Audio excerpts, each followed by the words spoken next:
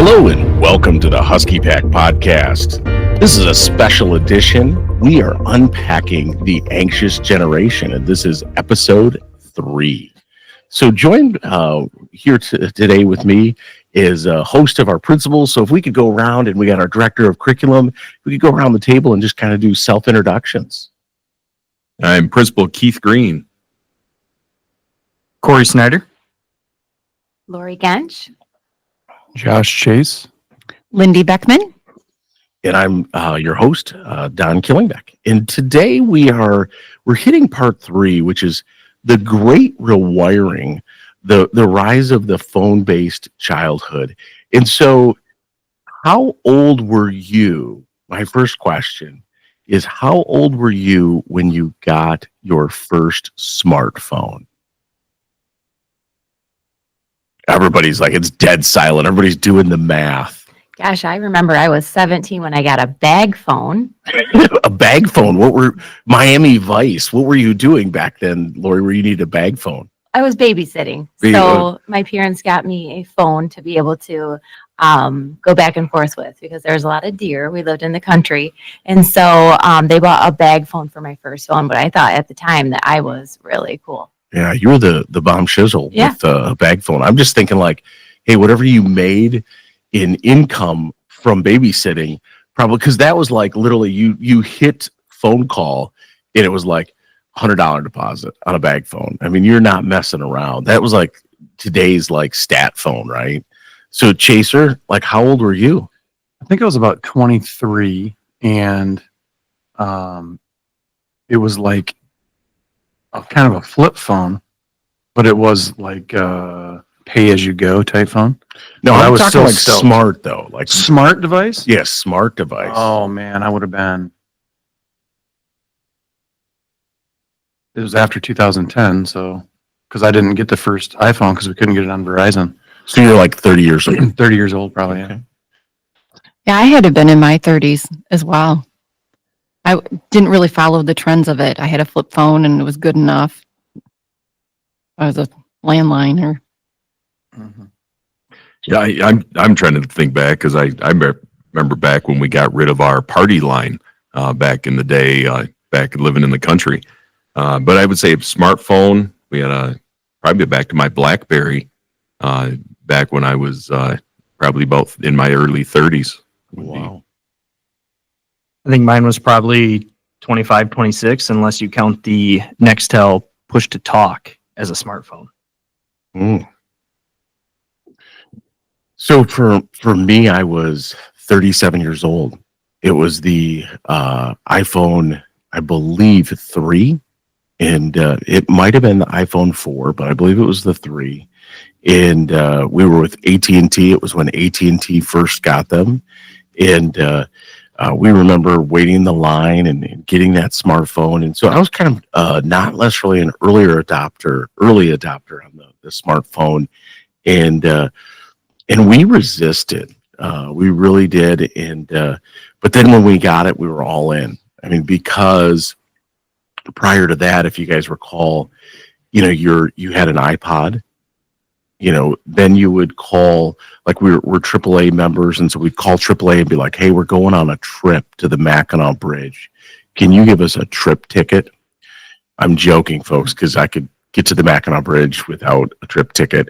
But any trip you took, you would have a custom map developed for you. And so, it replaced the iPod. It was the map automatically. It was your... you used to have a little black book where you kept everybody's numbers, and all of a sudden they were all on your phone. And so the phone was a game changer. I don't know if it was a game changer for anybody else, so let's talk about the rewiring in this book. What did you guys pull away from this section? I'll go first. For me, it was all about kids developing with face-to-face interactions. And without those, they have a difficult time reading social cues and nonverbals. And you can't get that stuff looking at a device. You have to be able to sit down across the table from somebody and be able to look them in the eye and understand all of those nonverbal communication cues that really tell the whole story of what the person is thinking or feeling or what they're trying to convey. And without that, our kids are really missing a huge piece of human interaction. I'll go after that. I think one thing that I go back to our last podcast we talked about is after school when kids come home. You know, when I was growing up, we were outside playing the whole time. Now the kids go home and they can't wait to get on their devices. And some of the kids spend the whole evening on their device. They may come out to eat dinner with their family, but that's about it. So we really moved away from that play-based childhood to more of a device-based childhood, which is sad because some kids, we see them coming to school and they look like they've been up all night. And you ask them, and they are on their iPad or their tablet or whatever till 2 or 3 in the morning, and the parents may just not realize it. And we're seeing a lot of that, those issues too with kids on it too long. One of the things I got out of this last part, also this last chapter, was the kids are on their devices, far too much. But the kids are also, when they're on their devices, they're also not figuring things out on their own. And then when kids are out doing things on their own, a lot of times they're not problem solving. Parents are problem solving for them. So in this chapter, what it talked a lot about was how when kids are out doing things, parents are doing the problem solving for their children, and the problems that's creating for kids when they get older, when they get into high school and they get even into college, they're having a problem causing anxiety disorders later because now they don't know how to solve problems when they get older. Yeah, the author references that there's actually 4 large harms that we're doing to our kids, and we've kind of alluded to a couple of those just recently here.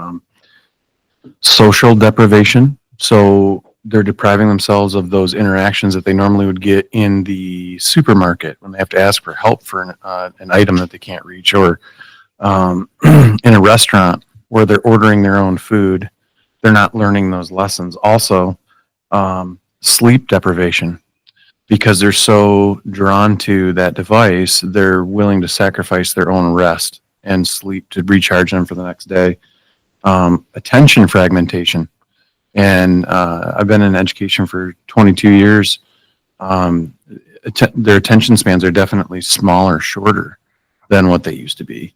And then lastly, addiction. It's giving them an opportunity to feel what some of that addiction is, being addicted to that device. And Josh, that's something that really stood out to me in this chapter. The author really kind of dug into that addictive nature of social media. And that really, I felt like my jaw dropped as I read into that a little bit more. And I even just pictured my own daughter as, watching as her phone chirps, the psychology of what's going on of, her phone chirps because she posted something or somebody else posted, and what psychologically goes on with the need of, did somebody respond? I need to know. I need to know. I need to know. But also the people who are making these social media apps know darn well what they're doing because of that addictive nature. That's what their companies are all about, is they know that that's what these things are. They're built on that hooked mentality. They even have a model for what it's built on. And it's a habit forming mentality. And after I had read this, I watched an interaction with my daughter and her phone. And I was just baffled by what had been going on in front of me. And I don't know how to stop it. I think that for me with what's going on, it is replacing real connections with the virtual ones. And you see where a child, their phone beeps, and that's more important than the person in front of them. Or, it's not just children, it's adults.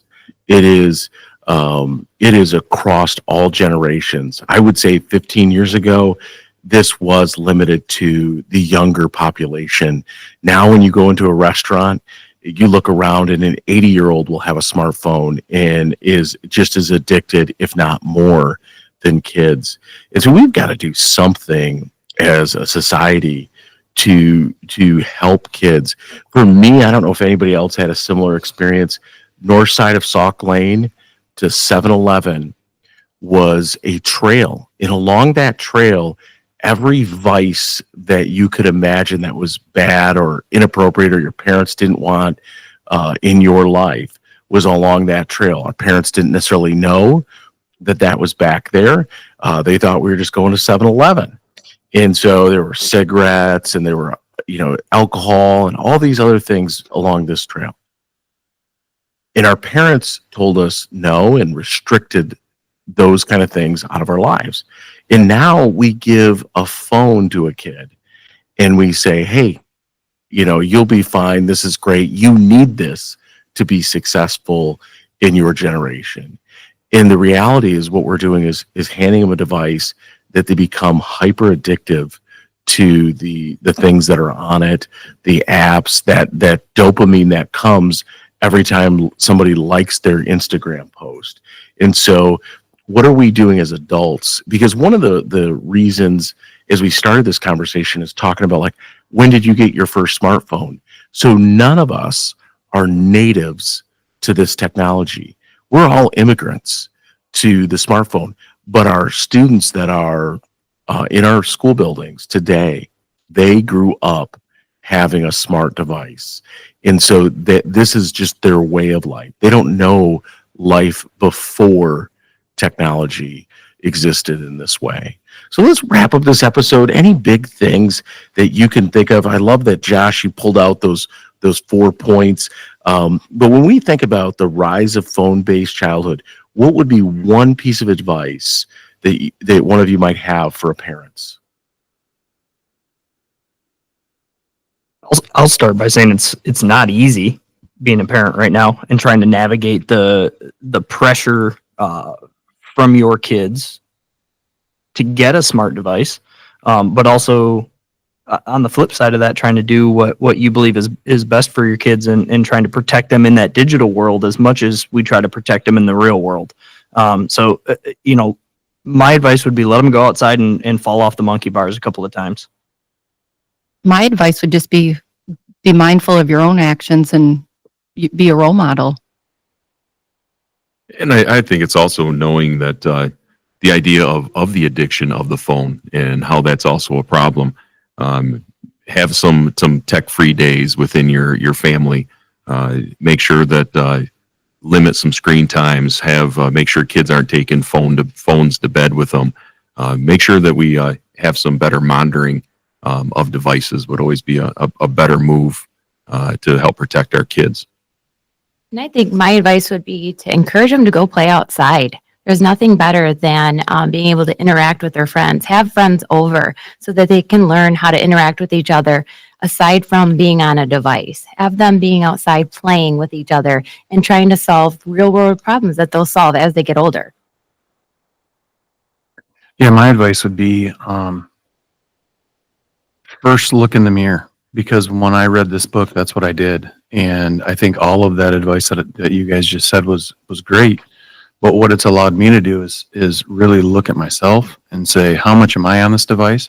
And instead of just sending my child outside to play, I've started joining her. Go out and play with your kids. Find a game you can play as a family. Set aside some time to take back from these devices. I'll tell you what, that is some good advice around the table.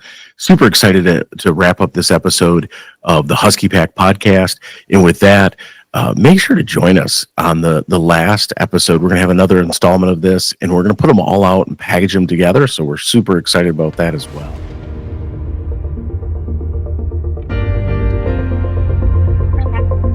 That's a wrap for the Huskie Pack podcast.